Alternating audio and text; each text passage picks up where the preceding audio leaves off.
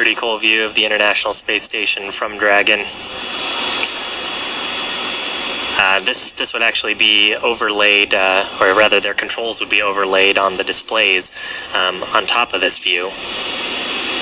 And we got to see some pretty cool views from behind. Actually, there's a view right there. You can see the station on their displays. Visors up. Doug in the left seat. Bob. And station hits Houston on the big loop. As you've heard, Endeavour is resuming its approach to waypoint 2. Chris, you can monitor now for step 2. That's step 2 and 1.104. Crew Dragon approach and retreat monitor.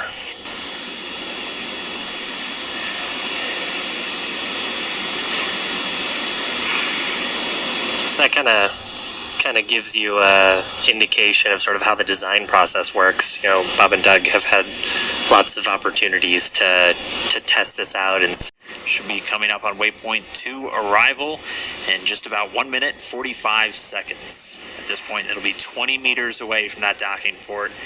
The International Docking Adapter number 2 attached to pressurized mating adapter number 2 at the very forward end of the Harmony module. Right there on the, right around the center, you can see the forward hatch. It's got a window in it. You can see a couple of handles, and there's some features that look sort of bronze-ish. Those are the pedals that we were talking about earlier as part of the soft capture system. So pretty wild, too, to see. We're so close that we're getting shadows from the station on Dragon. Wow. And we're getting these views of Dragon's approach from 2 cameras that are right next to that docking adapter. And the movement's a little jarring at times. These cameras are being commanded by a person at the Cronus console in Mission Control Houston, and they send some very basic function commands to the camera, which it then executes automatically.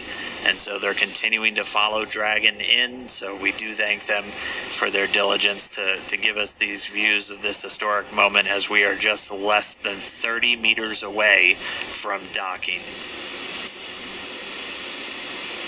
Right above the NASA meatball logo, you can see 3 of the service section Draco thrusters. That's right, 12 in all. So the 4 of those clusters spread around the vehicle, used for a lot of the attitude control and any small translational maneuvers like we just watched Bob and Doug execute with their second manual flight test. Yeah, and actually oriented in a way, too, where if you were to lose some of those thrusters, you still have redundancy and control in those axes. That's part of the reason why they're sort of at the angles that they are. All right, so we should be getting to waypoint 2 right now.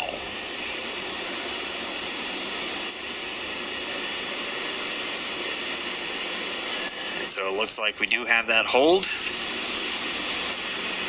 Dragon SpaceX on Big Loop. The ground is go for approach 2. We will be enabling the resume shortly. As a reminder, ensure your visors are closed prior to Dragon's departure from the waypoint. And once Dragon is inside, the crew hands-off point, retreat and breakout are not permitted. And for your awareness, we have sunset in a little less than 8.5 minutes.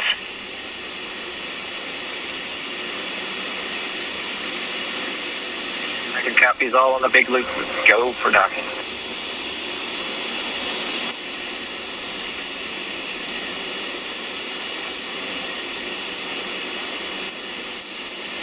So Doug on spacecraft confirming their go for docking. They're going to put down their visors. Got some instructions there about the crew hands-off point that we had talked about earlier. That's a point where we don't want the crew issuing any commands to the vehicle. It's about just about 2 meters away from the docking adapter. I believe the number is about 1.7 meters. Station Houston on the Big Loop. Houston and station are now go for docking. Chris, you can monitor for steps 3 and 4. 3 and 4 in 1.104. Crew Dragon approach and retreat monitoring. Copy steps 3 and 4. Next Dragon on the Big Loop. Our visors are down. Copy, visors down.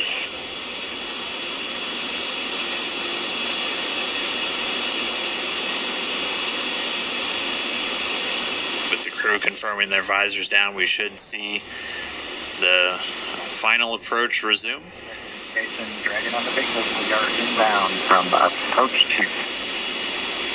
Copy, inbound. Mission copy. And we're going to be racing that sunset. The approach has resumed.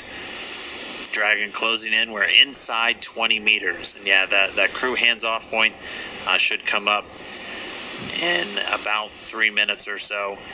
Right before we get that final docking, it comes about 20 seconds prior, or just about 2 meters away from the station still. And that's just the crew not issuing any abort commands. At that point, it would be too late. And so any aborts would be executed automatically by Dragon itself.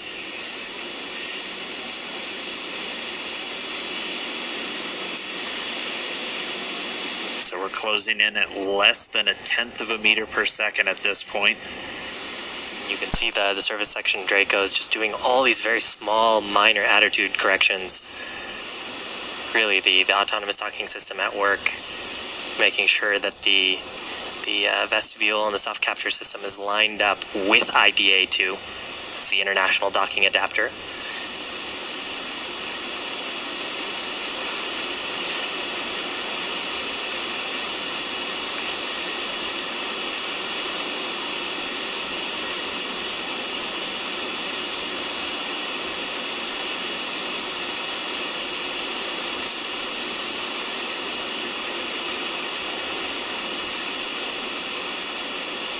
You can see much more clearly there the hinge mechanism for the nose cone.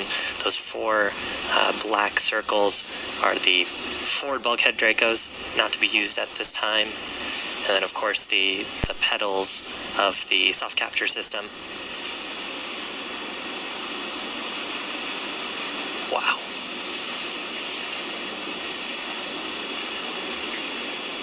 Dragon on the big loop. We're inside 10 meters. We cannot make out the docking target, but we do see the outline. We copy and concur, 10 meters. Right, we're less than 10 meters away. Again, we're closing at that rate of less than 1/10 of a meter per second. We should be just about 1 minute 45 seconds away from docking. There's a center line camera right in that middle, so you can see where the forward hatch is, and right in the middle of that there's a window, and there's a center line camera that is aligned with the center of the vehicle and the center of the docking mechanism.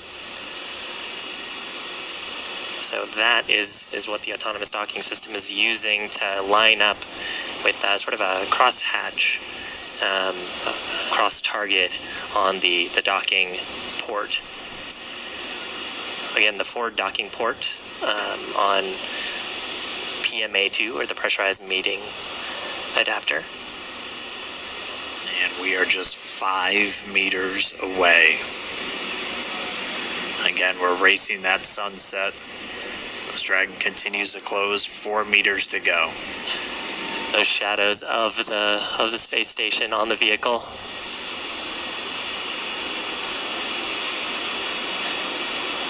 Yeah, you can actually see the centerline camera pretty clearly there, sort of with the contrast of the sun right now. 3 meters to go.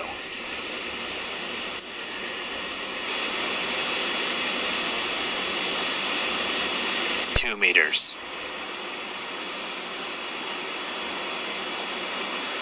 We are inside the hands-off point, the chomp, the crew hands-off point. 1 meter to go.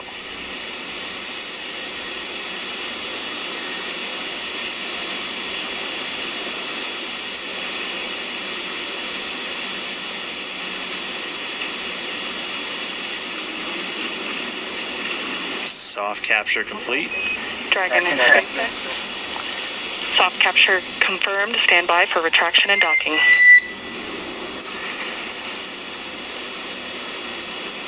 Standing by. And we just heard it, soft capture. We have docking, that coming at 7:16 a.m. Pacific time, with the station and Dragon flying 262 statute miles right over the border between northern China and Mongolia. You saw a little bit of motion there of Dragon. That was that relative motion that the soft capture system is damping out. once that motion is clear, then the soft capture system will be retracted, and Dragon will go for hard capture.